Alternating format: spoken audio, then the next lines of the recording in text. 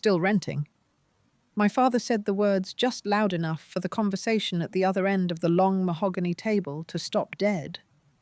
The clinking of premium silverware against porcelain ceased.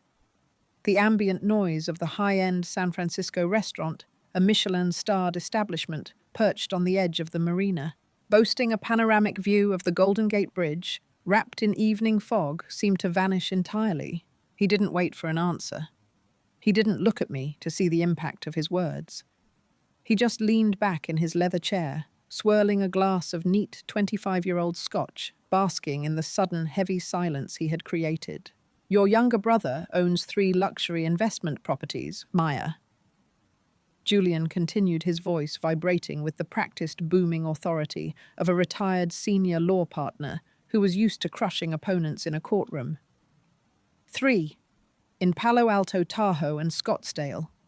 You are 34 years old, you have a corporate tech job, and yet you have absolutely nothing to show for it. You are living in a cramped 500-square-foot studio apartment in Oakland like a college student.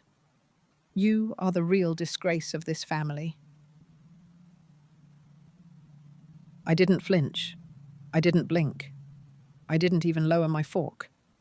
In the Silicon Valley ecosystem, this was what they called a tactical takedown, and my father was a master of the craft. My mother, Helena, nodded her quiet agreement as she elegantly passed a platter of artisanal truffles down the table. Her expression was cold, clinical, and completely devoid of maternal warmth. Across from me, Austin, my 30-year-old brother, smiled directly into his glass of imported Japanese whiskey. He adjusted the cuff of his custom-tailored Tom Ford suit, letting the light catch his Audemars Piguet watch. He looked every bit the tech startup golden boy our parents had engineered him to be. Next to him, his wife Chloe, who worked in risk management for a venture capital firm, simply stared at her plate, refusing to make eye contact with anyone. 16 extended family members sat at that table for our annual Christmas Eve dinner. 16 people who knew exactly how cruel my father could be. And 16 people chose to stay absolutely, completely quiet. I didn't argue. I didn't defend my lifestyle, my career, or my choices. I didn't point out the soaring inflation or the fact that interest rates were at a decade high. I knew that protesting the referee in a rigged game was a massive waste of breath. Instead, I calmly reached into the pocket of my unbranded oversized grey sweater, pulled out my iPhone, and placed it face down on the polished wood of the table, right next to my father's dessert plate. When my father picked it up a few minutes later, assuming I was passively-aggressively checking a text, the color drained from his face so fast you would think his heart had stopped. The arrogant, untouchable veneer he had spent his entire life cultivating shattered in a fraction of a second. His hand began to visibly tremble the ice cubes in his Scotch glass, rattling against the crystal. He had absolutely no idea that the screen he was staring at proved he was currently paying $4,500 a month in rent to the very daughter he had just publicly humiliated. Before I tell you exactly what he saw on that glowing screen, take a single second to hit like and subscribe to Shadow Vengeance. And do me a favor, tell me in the comments right now, how old are you? And which city are you watching this from? I read every single one of them. To understand how Julian Vance, a man who once commanded millions in corporate settlements and viewed himself as the ultimate patriarch, ended up as my tenant. You first have to understand the brutal, unforgiving culture of the California Bay Area. We live in the geographical brilliance of Northern California. But the real altitude sickness here doesn't come from the hills of San Francisco or the mountains of Santa Cruz. It comes from the toxic, relentless culture of wealth projection. In Silicon Valley, real estate and career titles are not just assets or jobs, they are blood sports. People here do not measure your human worth by your character, your integrity, or how you treat others. They measure it by your zip code, your job title, your proximity to venture capital, and the square footage of your home. My name is Maya Vance. I am a senior QA engineer, a software quality assurance tester. To the tech elite, my job is the definition of mundane. I don't build the AI, I don't pitch to investors. I just find the bugs in the code. I drive a 7-year-old dented electric hatchback. I buy my clothes off the rack at standard retail stores, and I eat my dinners quietly at home. To my father, Julian, I am a permanent disappointment. He spent his entire adult life hoarding status symbols, building a reputation as a fierce legal titan and demanding perfection. In his mind, my simple, unpretentious existence was an insult to the Vance family brand. And then there was Austin. Austin is 4 years younger than me, and he plays the Silicon Valley game with ruthless, terrifying precision. He speaks the language of tech disruptors, calls himself a serial entrepreneur, and talks about his heavily leveraged property portfolio to anyone who will listen for more than 30 seconds. In the Vance household, the hierarchy was established early and enforced daily with military efficiency. Austin was the billion-dollar investment. I was just the background noise, growing up. If I scored a perfect 100% on a complex coding exam or a mathematics final, my father would glance at the paper, scoff, and say, "That's nice, Maya. But you really need to focus on your interpersonal skills and networking if you ever want to be a leader." If Austin managed to scrape a C- in his introductory economics class, my parents would instantly hire Ivy League tutors, buy him a new car to boost his morale, and praise his disruptive, non-traditional creative spirit. When we transitioned into adulthood, the disparity between how we were treated only sharpened into a weapon. Austin demanded the spotlight, and my parents happily went into debt to build him the stage.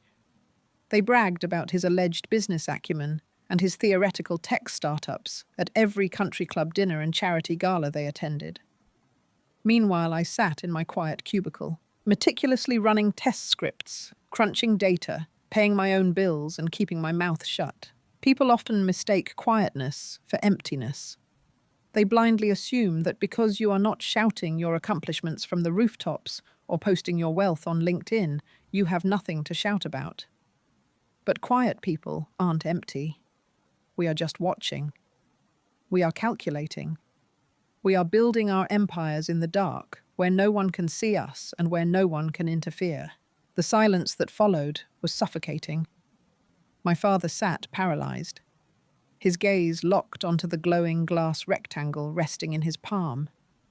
The phone was displaying a live portal from a private wealth management dashboard, specifically a tenant ledger under the corporate header of Vanguard Property, LLC. At the very top of the screen, highlighted in a clean, unmistakable green font, was the processing status of a monthly automated clearinghouse, ACH transfer. Transaction ID number VIV N-8 8D241. Status settled from Julian Vance. To Vanguard Property, LLC. Amount $4,500.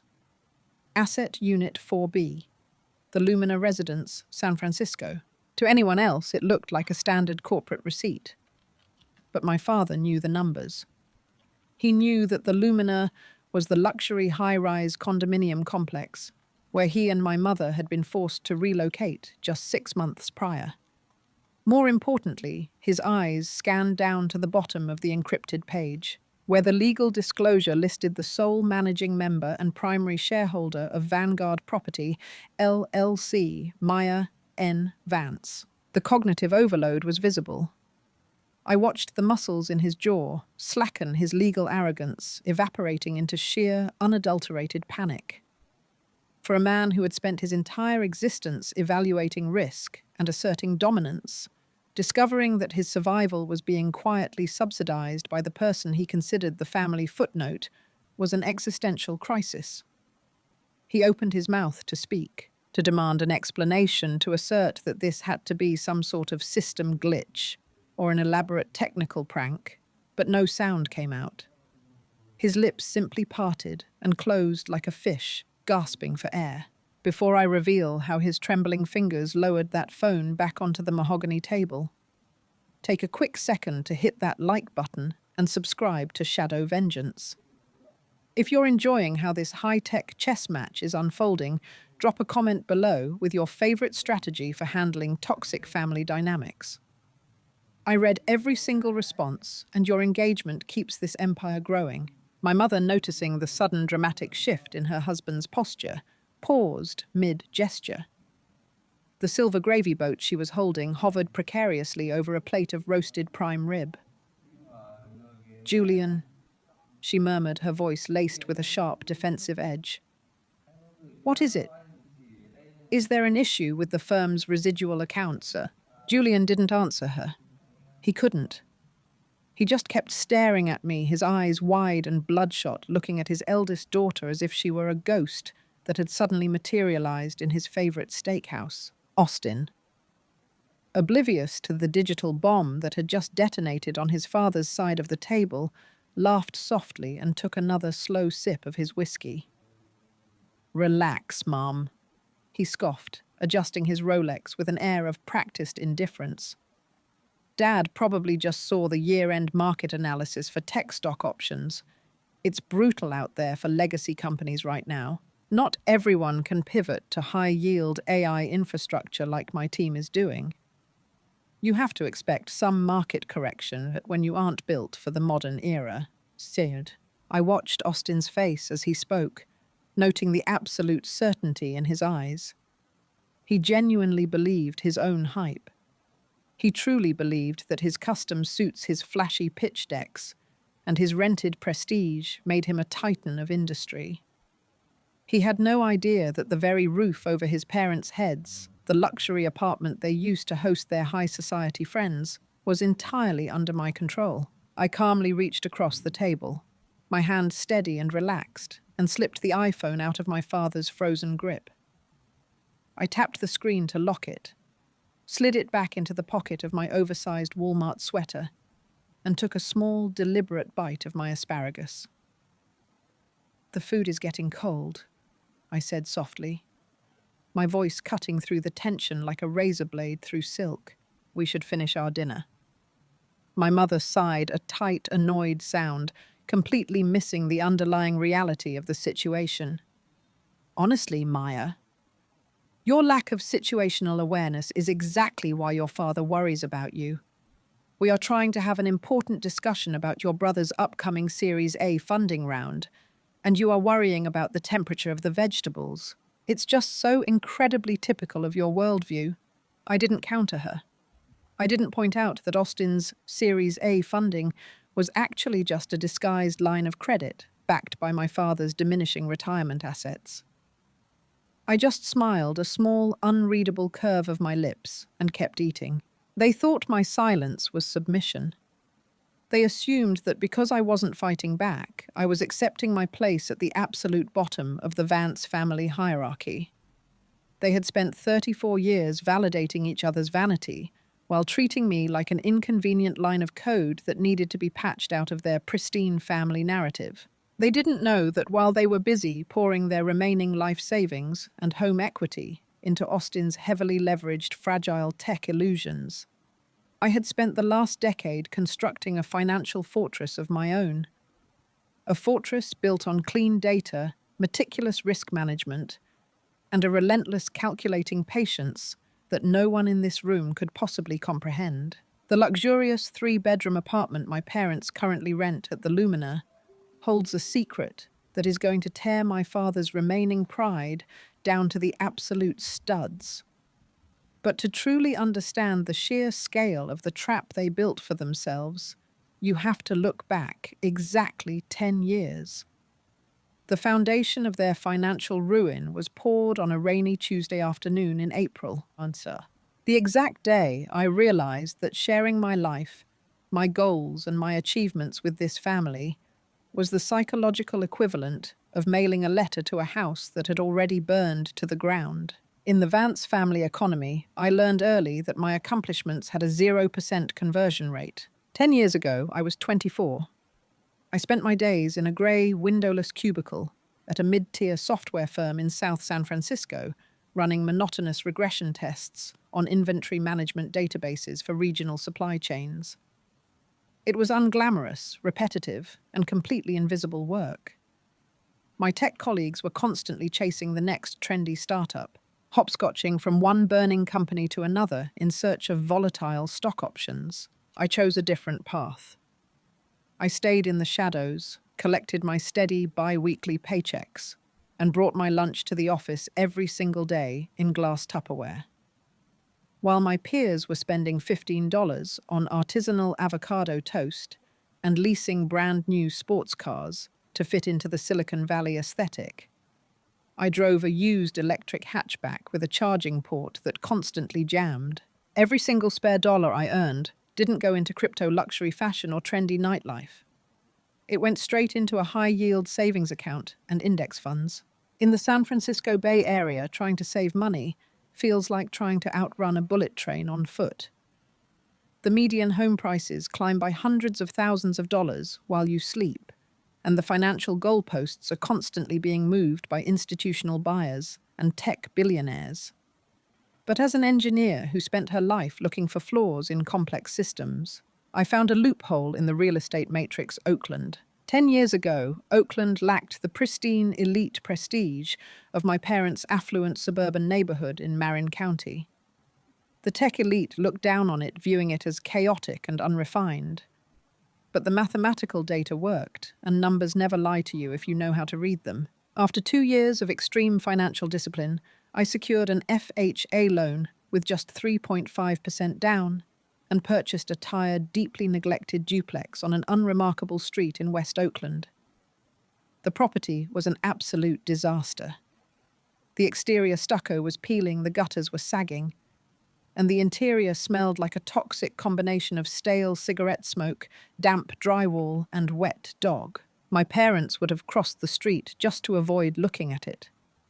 I looked at it and saw absolute sovereignty. For 8 grueling months, I sacrificed every single weekend, every holiday, and every evening to that building. I lived in the left unit while completely tearing down and rebuilding the right unit.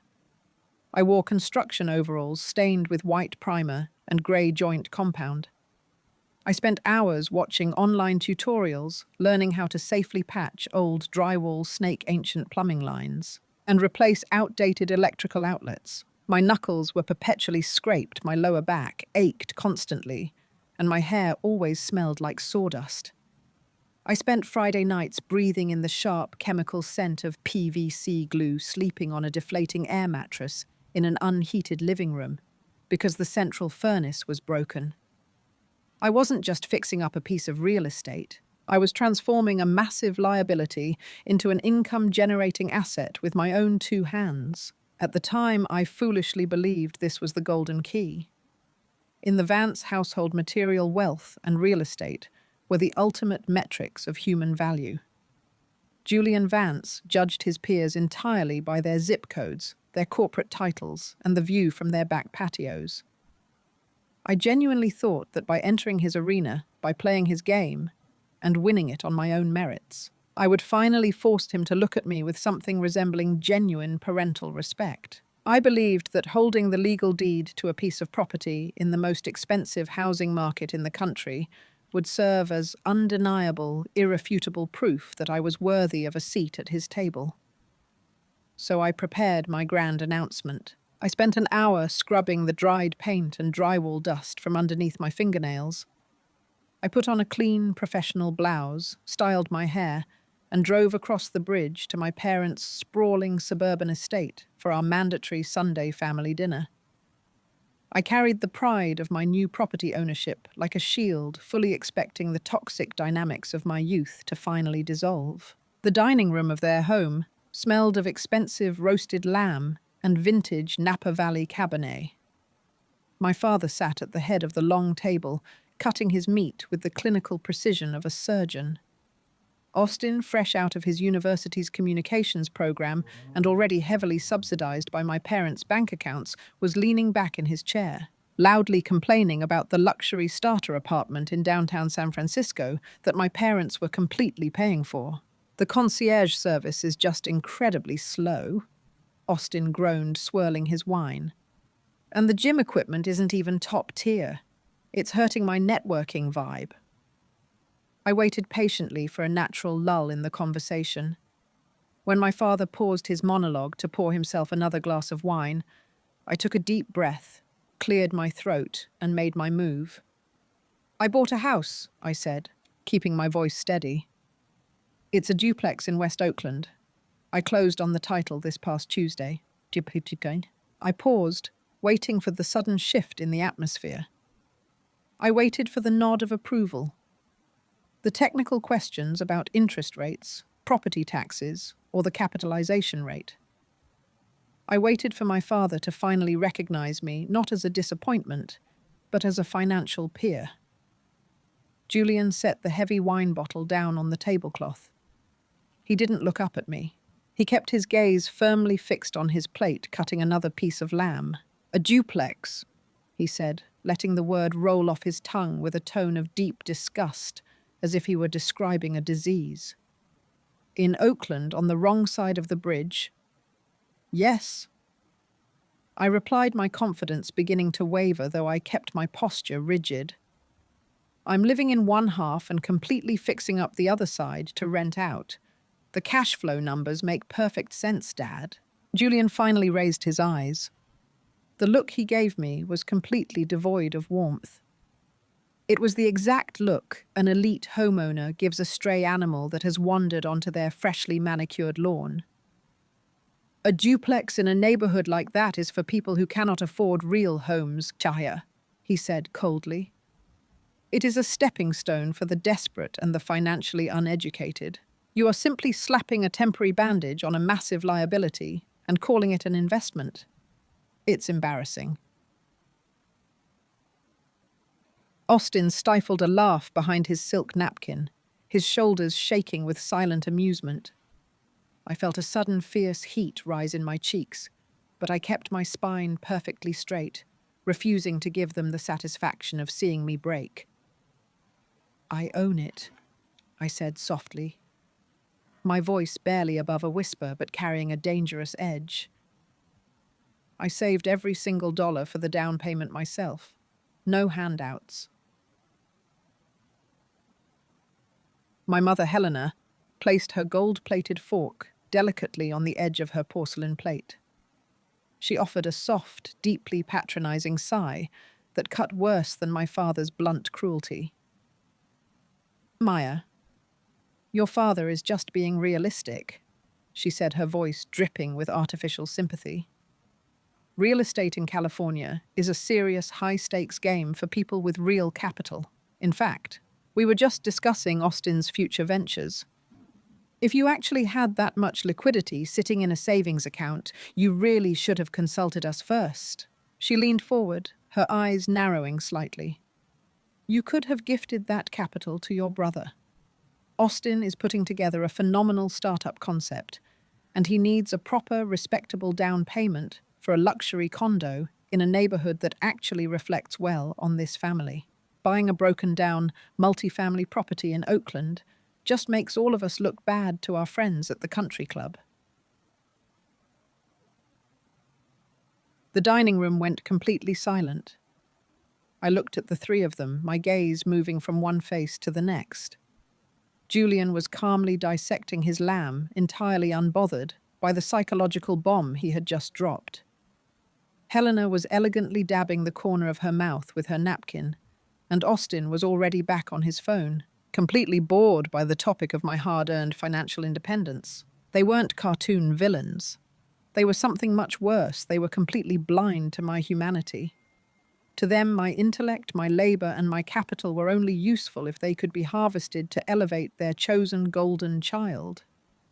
My relentless hard work was a communal resource meant to subsidize Austin's ego, and my personal ambition was viewed as a source of familial embarrassment because it didn't fit the pristine, wealthy aesthetic of the Vance family brand. I knew right then that if Austin had bought that exact same duplex, my father would have called him a visionary. He would have bragged to his corporate law partners about his son's gritty entrepreneurial spirit and his brilliant grasp of urban gentrification. But because I bought it, the property was a disgrace. I didn't argue.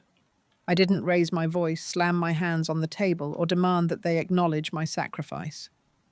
You learn very quickly when playing in a rigged game that protesting the referee only wastes your oxygen. I finished my meal in absolute silence. I helped my mother clear the plates from the table, thanked her for the dinner, walked out to my car and drove away. The sky completely broke open on the drive back across the Bay Bridge. A cold, violent California rain lashed against the windshield of my used hatchback. I finally parked in the cracked, uneven driveway of my duplex. The streetlights flickered intermittently, casting long, distorted shadows across the peeling stucco siding I had promised myself I would start repairing the following weekend. I turned off the electric engine and just sat there in the dark.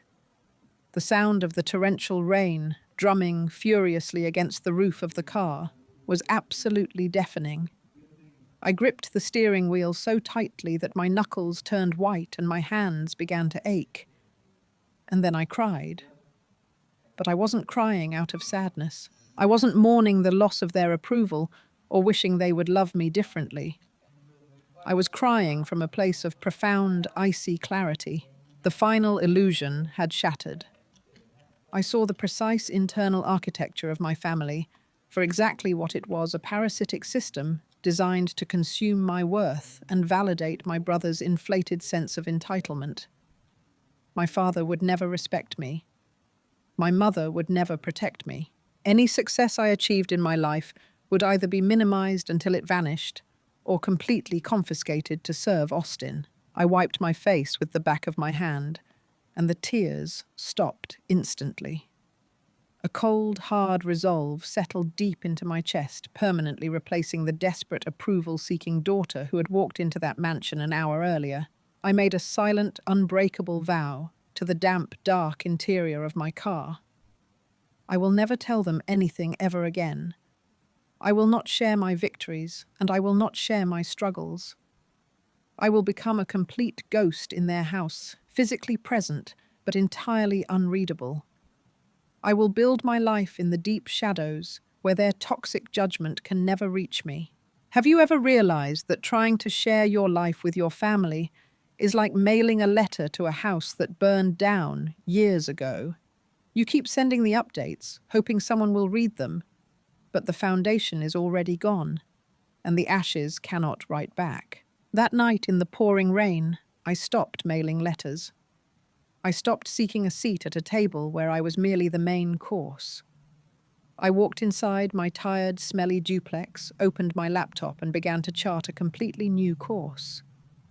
If my father valued real estate above all else, I would conquer his world. I just wouldn't let him see me do it.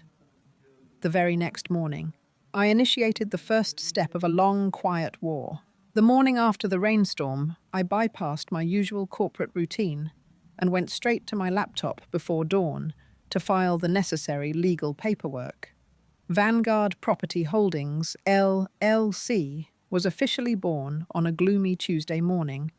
The name was intentionally forgettable, a corporate moniker designed to reveal absolutely nothing, blending seamlessly into the background noise of thousands of local business registries. I paid the expedited state fee, received my articles of organization from the California Secretary of State, and established a secure private bank account under the corporate tax ID. From that pivotal moment forward, my existence split into two parallel, completely disconnected realities. By day, I played the role of the diligent, predictable, and utterly unremarkable QA engineer. I sat in my beige cubicle scrutinizing thousands of lines of code for regional supply chains and data firms. I wore muted, unbranded blazers, kept my desk meticulously organized, and completely faded into the background walls of the corporate office. My colleagues saw a quiet, intensely private professional who brought her lunch in glass containers and rarely took vacations. They never had a single clue about what occurred after the sun went down. My nights belonged exclusively to the numbers. The cold blue glow of my laptop screen was my only companion in the quiet hours of the night. At 2 a.m, while the rest of the city slept, I analyzed capitalization rates, cash-on-cash returns, and zoning laws across the entire San Francisco Bay Area. The region was rapidly transforming into an ultra-exclusive enclave, a playground for massive out-of-state tech investors and institutional buyers with bottomless pockets. Neighborhoods that used to be working-class strongholds were gentrifying at an unprecedented pace, pushing property acquisition costs higher with every single quarter. Most people saw a terrifying housing crisis. As an engineer, I saw a massive mathematical puzzle waiting to be systematically solved. I possessed a distinct, undeniable advantage over the flashy coastal buyers flying in from New York or Los Angeles. I lived here, and I knew how to read the hidden financial distress in a local property listing. I intentionally avoided the competitive, overhyped turnkey homes that everyone fought over on Zillow. Instead, I hunted for off-market opportunities targeting tired, aging landlords who wanted a fast, quiet exit from the market without dealing with real estate agents. The duplex in Oakland performed exactly as my spreadsheets had predicted. The rental income from the right side easily covered the entire mortgage, the property taxes, and the insurance for the building.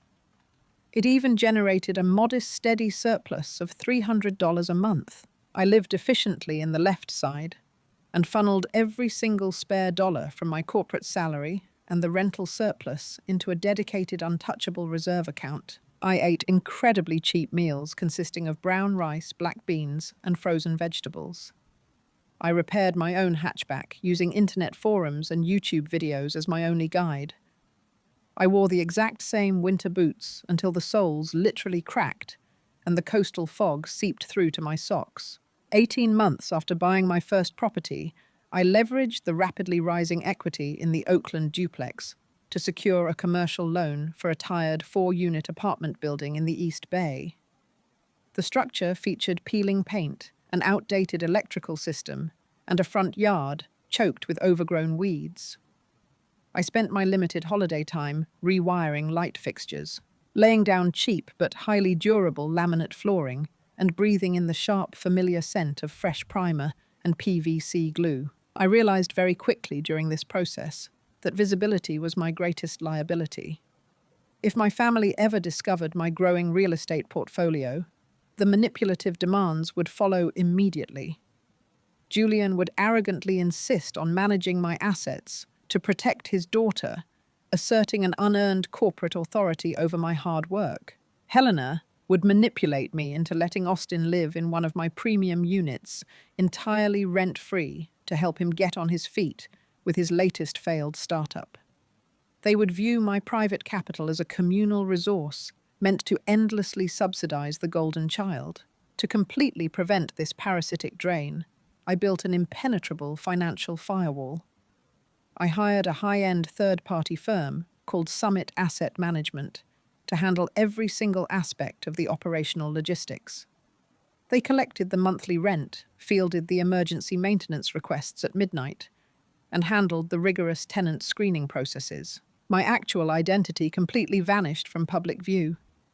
No physical mailbox bore my legal name. No tenant ever saw my face or knew I existed. I became a total phantom landlord, operating entirely behind a heavy corporate veil. If a plumbing pipe burst in the middle of the night, the tenant called a generic corporate office number. If a vendor submitted a repair invoice, it went straight to Summit's automated system. The sharp contrast between my hidden, powerful reality and my family's pathetic perception of me provided a strange, intoxicating comfort. Our mandatory Sunday dinners remained a strict ritual in the Vance household, and I attended them dutifully, playing my assigned role of the struggling, uninspired daughter to absolute perfection. Julian would sit at the head of his polished table, swirling a vintage Pinot Noir, frowning at my faded sweater. He would ask me if the software firm was planning to promote me anytime soon, or if I was going to be stuck in lower management forever. I would offer a bland, entirely non-committal response about how slow the corporate ladder was. Then the spotlight would instantly shift back to Austin. My brother would lean forward, his wrists adorned with designer jewelry, purchased entirely on high-interest credit cards, and talk grandiosely about his theoretical business ventures. One week he was launching a boutique consulting firm. The next week he was rebranding himself as a luxury venture capitalist. Julian devoured every single empty word, telling his golf partners that Austin possessed the rare, untouchable Vance entrepreneurial spirit. I would sit across from them quietly, cutting my vegetables, completely silent. Underneath the table, hidden in my lap, my phone would vibrate with a silent push notification from my property management dashboard. Rent cleared. Work order closed. Monthly cash flow positive. The cognitive dissonance was staggering. My parents worshipped a complete illusion of wealth, while openly scorning the daughter who actually held it. I took their deep disdain and used it as raw fuel to build higher. When the 4-unit apartment building stabilized, generating a predictable, healthy surplus each month, I didn't pause to celebrate. I executed a tactical cash-out refinance, extracting the forced equity I had built through sweat equity and minor renovations, and immediately acquired an 8-unit brick complex on the outskirts of San Jose. The portfolio grew not through blind luck inheritance or familial handouts, but through a relentless, unglamorous mathematical discipline. The California real estate market surged aggressively, and my hidden assets appreciated heavily in tandem with the tech boom. The snowball effect took a firm, irreversible hold of my corporate finances. The passive rental income from 14 units easily funded the hefty down payments for my next strategic acquisitions. Over the following decade, I methodically added 18 more doors to my private ledger, bringing my total empire to 32 units scattered across the Bay Area. The original properties were entirely free of debt, their mortgages paid off by a decade of reliable tenants. The resulting monthly cash flow was a roaring, violent river, hidden beneath a quiet, unassuming surface. I was no longer just accumulating brick mortar and land. I was actively constructing an impenetrable fortress. Every single signed deed added another heavy layer of stone between my personal self-worth and my family's relentless toxic judgment. Every cleared rent check raised the walls higher, thicker, and more secure. When Julian made a disparaging, snide remark about my apparent lack of corporate ambition during holiday dinners, it no longer stung the way it did when I was 24. His harsh, condescending words struck the invisible fortress walls and fell harmlessly to the ground like plastic toys. I possessed an unshakable psychological armor. I knew the objective truth of my economic existence. My personal net worth completely dwarfed his, but the money itself was entirely secondary. The real intoxicating victory was my absolute autonomy. I answered to no one, and I owed them nothing. Yet a fortress is only truly tested when a legitimate threat materializes on the horizon. While I spent 13 long years building my financial foundation on solid bedrock, Austin was busy constructing a kingdom out of tissue paper, borrowed prestige, and catastrophic debt. My younger brother craved the supreme status of a Silicon Valley property mogul, but he utterly lacked the discipline to sustain the reality of it. He wanted the flashy title, without enduring the scraped knuckles, the late-night ledger reviews, or the brutal budgeting. And my father, completely blinded by his obsession with optics and his desperate need to project a legacy through his son, was preparing to hand Austin the matches that would burn their fragile family illusion to the ground. You learn a massive amount about a family's core values by watching exactly what they choose to celebrate. The Vance family didn't celebrate stability, calculated risk, or quiet discipline. They celebrated the loud, flashy performance of extreme wealth. Austin turned 28 the exact year I closed on the title of my 16th rental unit.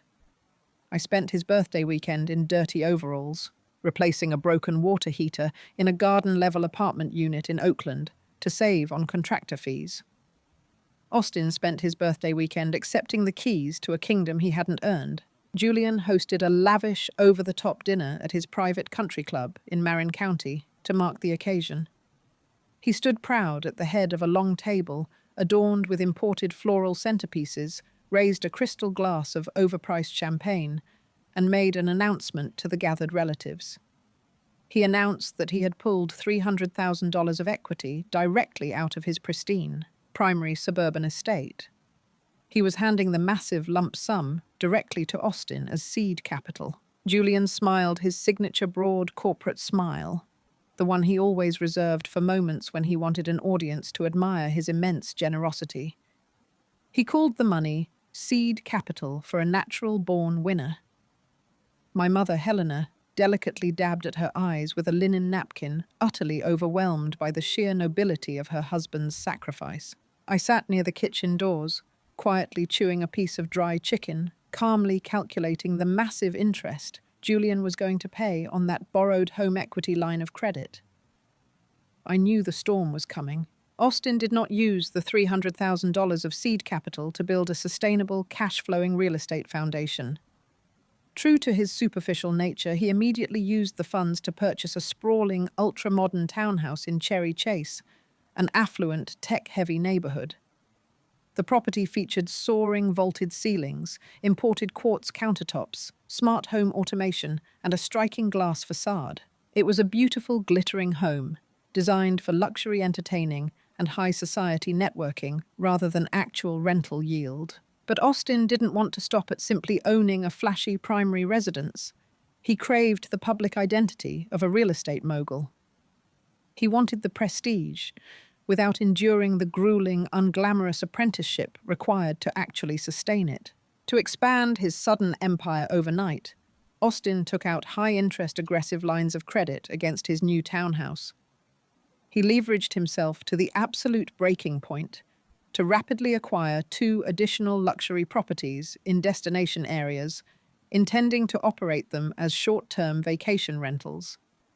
To maximize his purchasing power, he financed these volatile acquisitions using adjustable-rate mortgages, ARMs. Anyone who understands basic economics knows that an adjustable-rate mortgage in a fluctuating, unpredictable market is a ticking time bomb. You are gambling your entire financial future on the naive assumption that the economic tide will never roll out. I watched him make these dangerous transactions from a safe distance, running his properties through my own spreadsheets, and I knew the math simply did not support his ambition. Austin immediately launched an aggressive social media campaign to broadcast his new status to the world. While my daily routine involved answering emails from contractors and reviewing plumbing invoices, Austin's routine involved staging his properties with expensive mid-century modern furniture and posting highly edited photographs of himself holding a ring of keys. He posted endless images of champagne brunches on his new patios, using captions claiming he was a self-made real estate disruptor and a prop tech investor. His digital footprint painted a flawless picture of effortless modern triumph. Julian proudly shared every single one of Austin's posts to his own network, boasting to his golf partners that his youngest son possessed a natural predatory instinct for the market. Helena printed out high-quality screenshots of Austin's online profiles and pinned them to the refrigerator like trophies. There is a distinct, deep tragedy in watching people worship a paper castle. The facade was glittering and bright, but it completely lacked structural integrity. The only person in their immediate orbit who seemed to understand the precarious, dangerous nature of this game was Austin's wife, Chloe. Chloe worked as a risk assessment underwriter for a regional bank. She spent her days evaluating debt-to-income ratios and identifying financial red flags. She knew exactly how to read a corporate balance sheet, and she knew the terrifying gravity of the high-interest loans her husband had signed. The behavioral shift in Chloe occurred gradually, but the signs were unmistakable to anyone actually paying attention. At our mandatory Sunday family dinners, Chloe used to be an engaging, bright conversationalist. But after Austin acquired the short-term rentals, her demeanor hardened into a wall of anxiety. She stopped participating in the family banter. Instead, she began pouring her drinks heavy the moment she walked through my parents' front door. I would sit across from her at the dining table and watch her stare blankly at the wood grain of the table, looking like a passenger on a train, watching a barrier approach on the tracks. When Julian launched into his weekly monologue praising Austin for his aggressive expansion, Chloe would grip her glass until her knuckles turned white. She never contradicted my father, and she never interrupted her husband to point out that their vacancy rates were eating their cash reserves. She just drank her whiskey and swallowed her mounting panic. She knew their entire lavish lifestyle was wholly dependent on a delicate, terrifying balance of credit that would instantly collapse the moment interest rates adjusted upward. The heavy irony of those family dinners hung over the room like a suffocating blanket. Julian would finish his praise for Austin, and then turn his cold attention to me, telling me I needed to step out of my comfort zone, take major risks, and act more like my brother. I sat there week after week, absorbing his condescension, knowing that my quiet portfolio generated more positive cash flow in a single month than Austin saw in an entire year.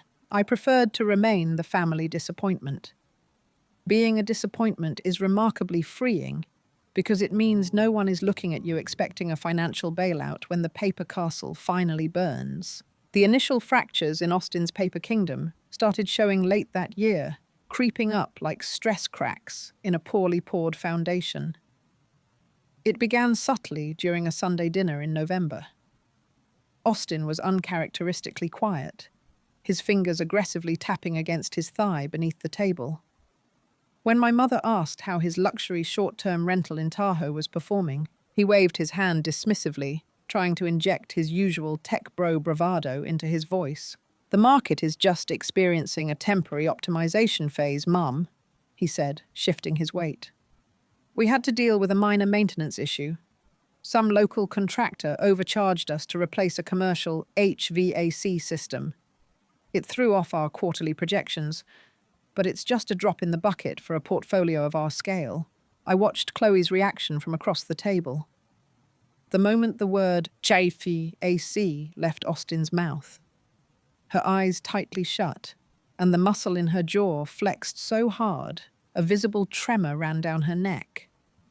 As a risk underwriter, she knew exactly what a $10,000 emergency expense did to a bank account that was already bleeding cash from 80% vacancy rates.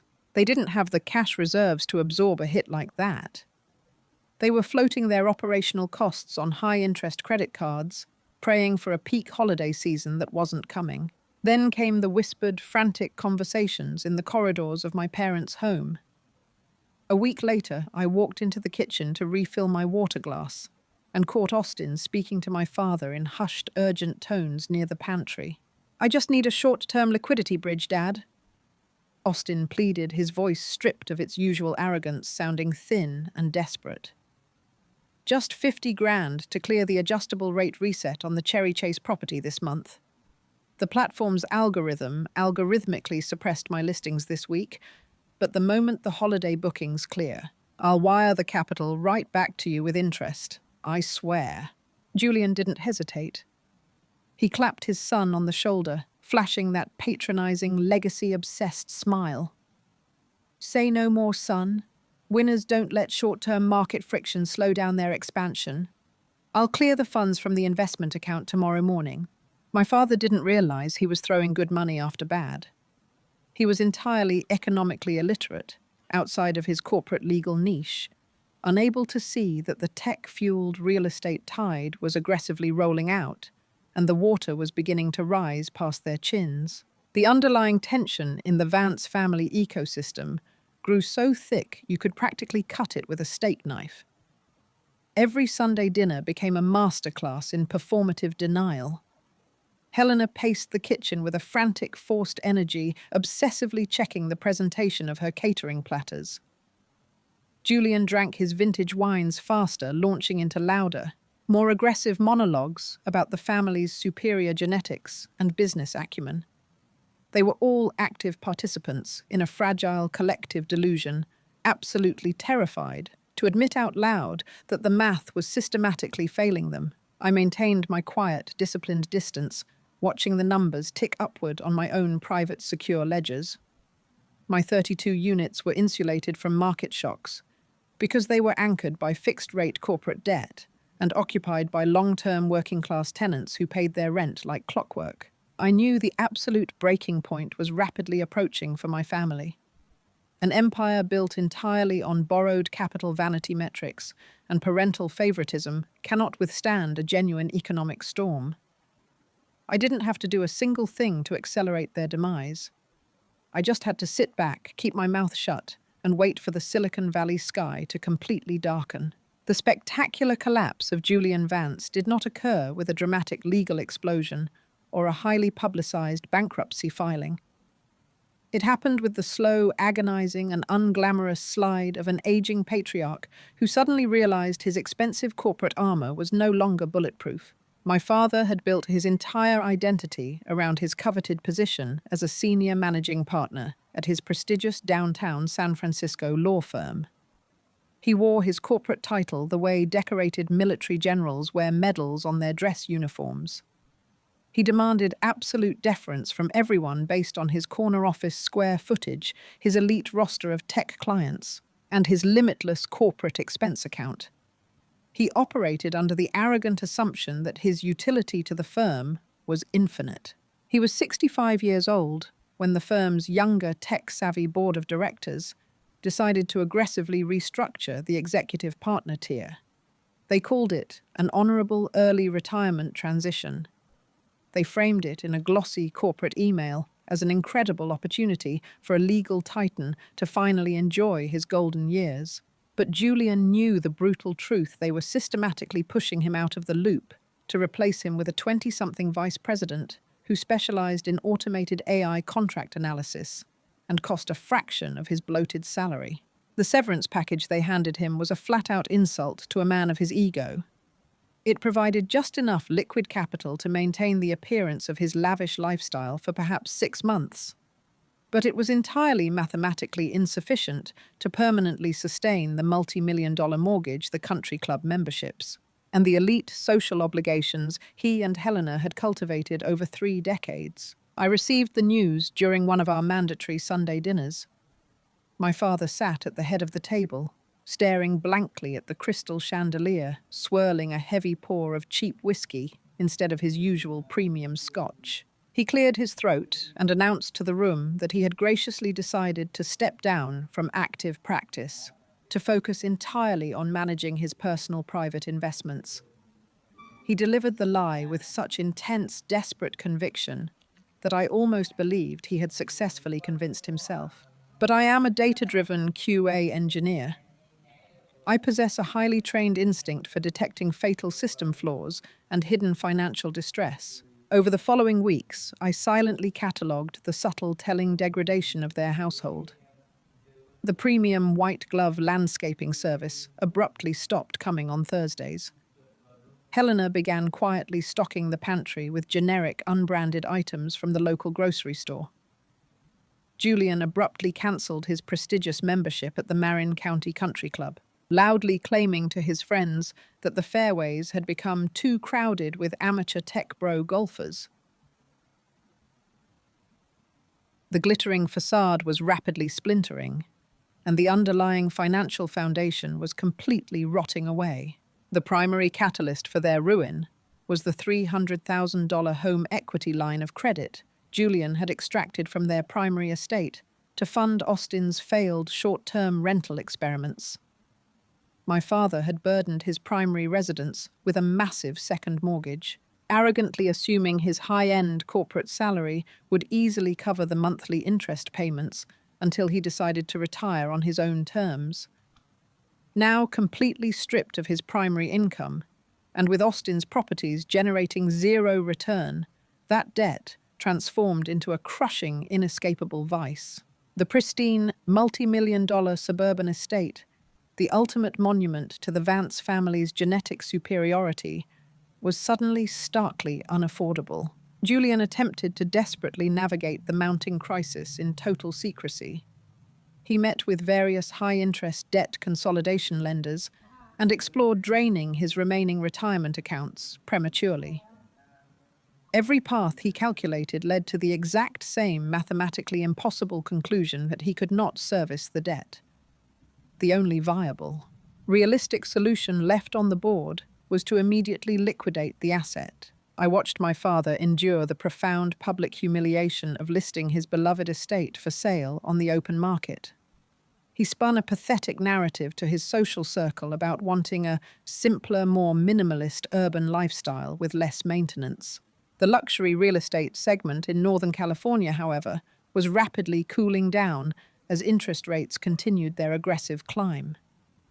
The house sat dead on the market for agonizing weeks. The initial ambitious listing price was slashed by $200,000 and then slashed again. Julian's daily routine quickly devolved into pacing the hardwood floors of his empty home, glaring out the window at the faded "for sale" sign planted in his front lawn. When the house finally closed, the proceeds were almost entirely devoured by the outstanding primary mortgage, the toxic second lien, and the hefty broker fees. My father walked away from 30 years of elite homeownership with a pathetic fraction of the equity he had assumed was guaranteed. He was officially forced to enter the brutal rental market, a market he had openly disparaged as a playground for losers and financial failures for his entire adult life. Because of their supreme pride, they never once asked me for a single dollar of assistance. To seek rescue from the daughter they had labeled a family disgrace would require a total destruction of their worldview. Their fragile vanity was more valuable to them than their actual security. They chose to suffer in silence rather than admit the disappointment of the family was the only one left standing. The process of securing an apartment in the hyper-competitive luxury market of San Francisco was a systematic stripping away of Julian Vance's remaining dignity. For a man who had spent decades commanding boardrooms, the rental application process felt like a criminal interrogation. Leasing agents half his age, dressed in casual tech firm hoodies, indifferently demanded his tax returns, bank statements, and a comprehensive credit check. Without a verifiable corporate salary, his stellar past meant absolutely nothing to the automated algorithms that dictated modern property management. He was flagged as a high-risk applicant.